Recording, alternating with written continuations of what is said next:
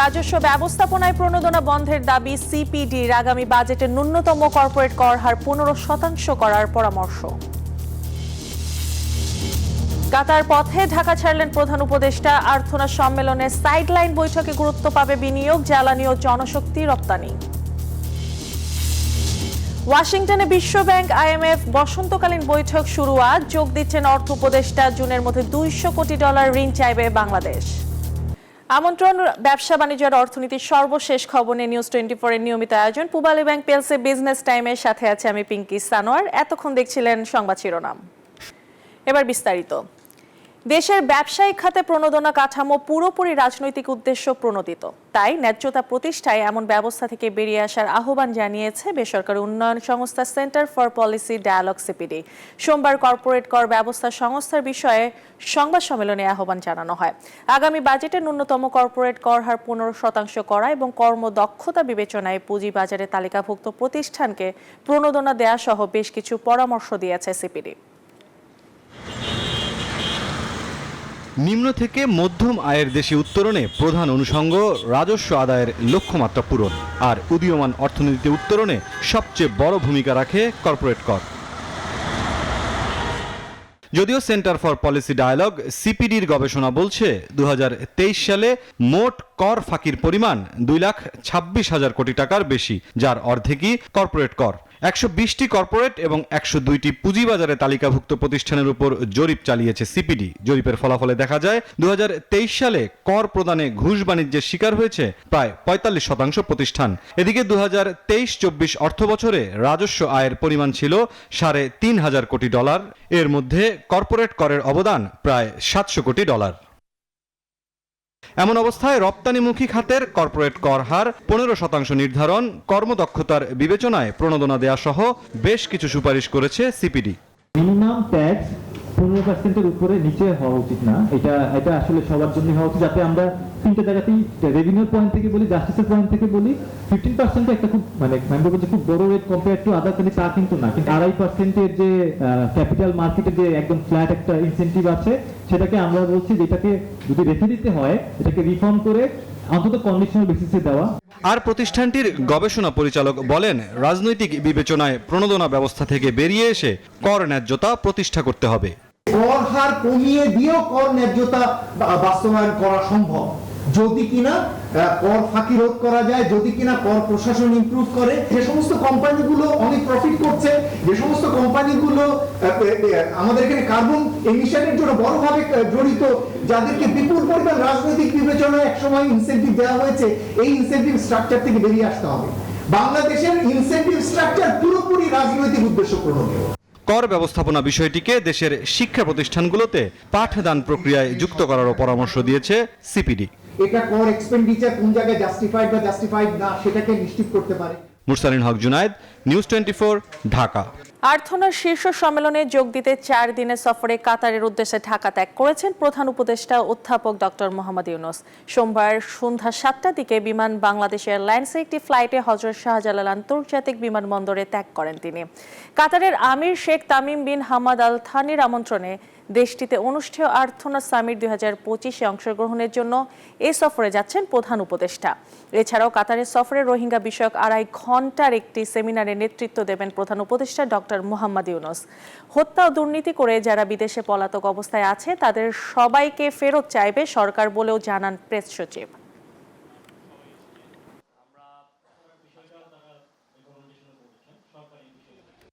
Sideline অনেকগুলো meeting হবে। এই মিটিংগুলো আসলে সত্যি হতে কাতারের সাথে যেটা আমাদের পারস্পরিক যে সম্পর্কটা, এটা আরো নতুন উচ্চতায় নেওয়ার জন্য। আপনি জানেন কাতার খুব ছোট দেশ হলেও মিডল ইস্টে তার অসম্ভব একটা ইনফ্লুয়েন্স, এবং কাতার গ্যাসের ক্ষেত্রে ওরা ওয়ার্ল্ডের পাওয়ার হাউস। তো আমরা চাই কাতারের সাথে আমাদের সম্পর্কটা আরো সুদৃঢ় হোক, আমরা যাতে তাদের সব ধরনের এনার্জি কোঅপারেশন করতে পারি এবং তাদের থেকে আমরা প্রচুর ইনভেস্টমেন্ট বাংলাদেশে আনতে পারি, এবং কাতারের যে শ্রম বাজার, সেখানে যেন আরো বাংলাদেশি যুক্ত হতে পারেন।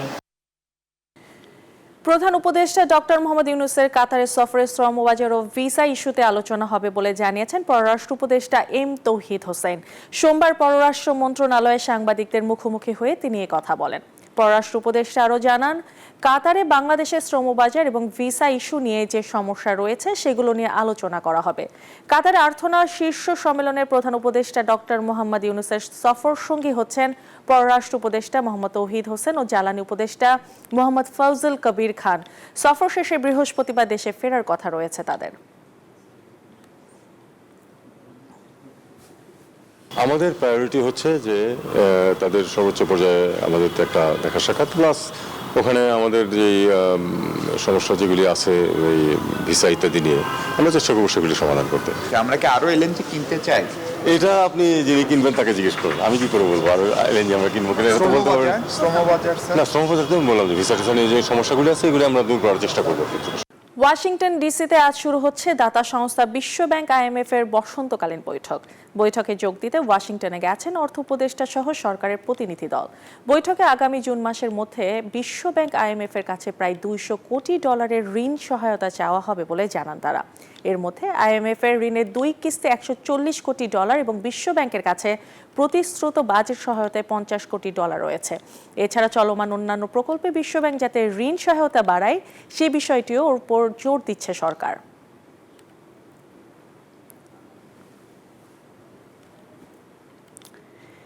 দেশে 3 স্তরে নতুন করে ইন্টারনেটের দাম কমছে বলে জানিয়েছেন ডাক, টেলিযোগাযোগ ও তথ্য প্রযুক্তি মন্ত্রণালয়ের দায়িত্বপ্রাপ্ত প্রধান উপদেষ্টার বিশেষ সহকারী ফয়েজ আহমেদ তৈয়ব। রোববার ফাইবার অ্যাট হোম ম্যানেজমেন্টের বরাত দিয়ে সামাজিক যোগাযোগ মাধ্যম ফেসবুকে এই সংক্রান্ত পোস্ট করেছেন তিনি। পোস্টে তিনি আরও বলেন, দেশে 3 স্তরে নতুন করে ইন্টারনেটের দাম কমছে। তথ্য যোগাযোগ প্রযুক্তি ICT international internet gateway IIG পর্যায়ে 10% এবং ন্যাশনাল ট্রান্সমিশন পর্যায়ে 15% দাম কমবে ফাইবার অ্যাট হোম। এ নিয়ে ইন্টারনেট লাইসেন্স রেজিমের মোট 3 থেকে 4টি স্তরে ইন্টারনেটের দাম কমানোর উদ্যোগ নেওয়া হয়েছে।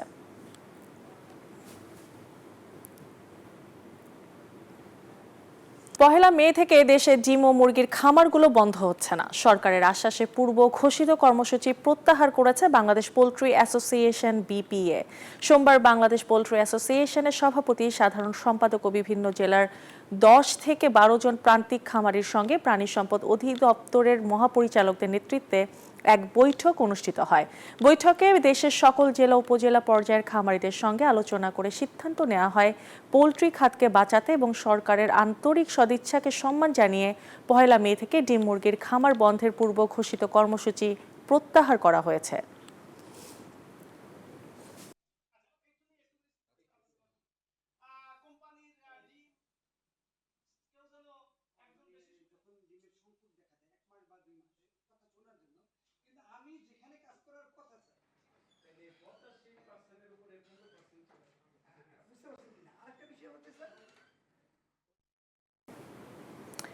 মূল্যসূচকের পতনে লেনদেন শেষ হয়েছে দেশের প্রধান পুঁজি বাজার ঢাকা স্টক এক্সচেঞ্জের। একই সঙ্গে লেনদেনের অংশ নেওয়া বেশিরভাগ কোম্পানির শেয়ার মূল্য কমেছে। সোমবার সপ্তাহে দ্বিতীয় কার্যদিবস শেষে ডিএসসিতে কমেছে সবকটি সূচকের মান। প্রধান মূল্যসূচক ডিএসএক্স 29 পয়েন্ট কমে অবস্থান নেয় 5044 পয়েন্টে। তবে গত কার্যদিবসের চেয়ে এদিন লেনদেন বেড়েছে 8 কোটি টাকা। এছাড়া হাতবদল হওয়া শেয়ার ও মিউচুয়াল ফান্ড ইউনিটের মধ্যে দাম বেড়েছে 103টির, কমেছে 234টির এবং অপরিবর্তিত রয়েছে 60টি কোম্পানির শেয়ারের দাম। অন্যদিকে দেশের অপর পুঁজিবাজার সিএসসিতে সার্বিক সূচক পিএসপিআই কমেছে 62 পয়েন্ট। পাশাপাশি গত কর্মদিবসের চেয়ে লেনদেন কমেছে প্রায় 3 কোটি টাকা। ব্লু ইকোনমির অপার সম্ভাবনাকে কার্যকরভাবে কাজে লাগাতে সামুদ্রিক সম্পদের অনুসন্ধান, আহরণ ও যথাযথ ব্যবহারে সরকারি বেসরকারি মেরিটাইম অংশীজনদের একযোগে কাজ করার উপর গুরুত্ব আরোপ করেছেন নৌবাহিনী প্রধান অ্যাডমিরাল এম নাজমুল হাসান। সোমবার রাজধানীর বাংলাদেশ মেরিটাইম ইউনিভার্সিটি আয়োজিত এক সেমিনারে প্রধান অতিথির বক্তৃতায় তিনি এ আহ্বান জানিয়ে বলেন, সামুদ্রিক সম্পদ দেশের অর্থনীতিতে নতুন দিগন্ত উন্মোচন করতে পারে। এজন্য ব্লু ইকোনমিকে কেন্দ্র করে নীতি, গবেষণা ও প্রযুক্তির সমন্বয়ে একটি টেকসই রোডম্যাপ প্রয়োজন।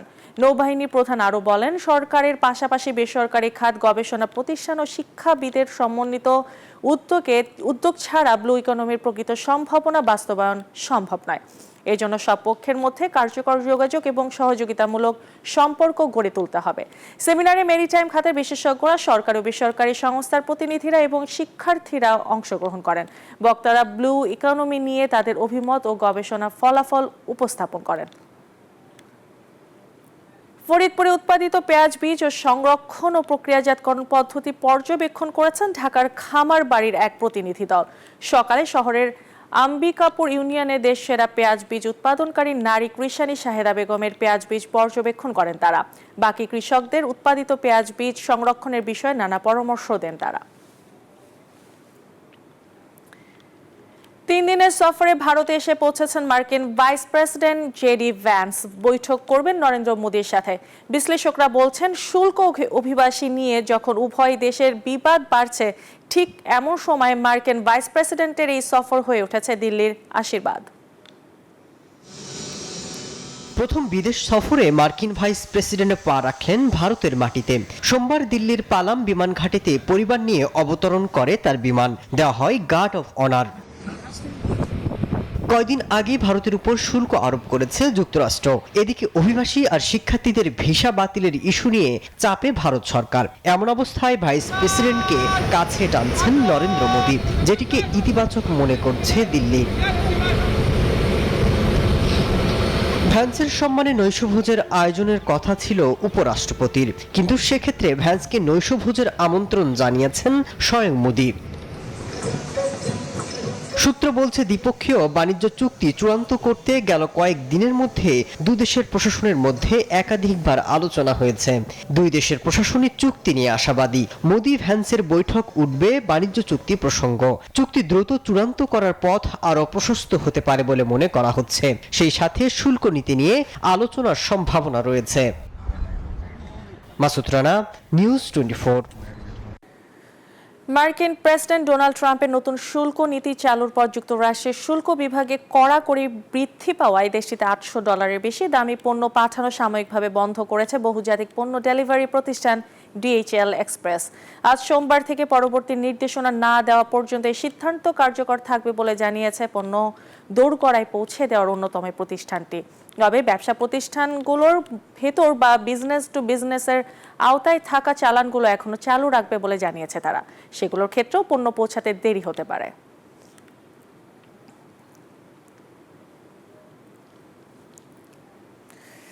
আর এই ছিল Pubali bank PSC business time এখনকার মতো আয়োজন। এতক্ষণ সাথে থাকার জন্য ধন্যবাদ সবাইকে।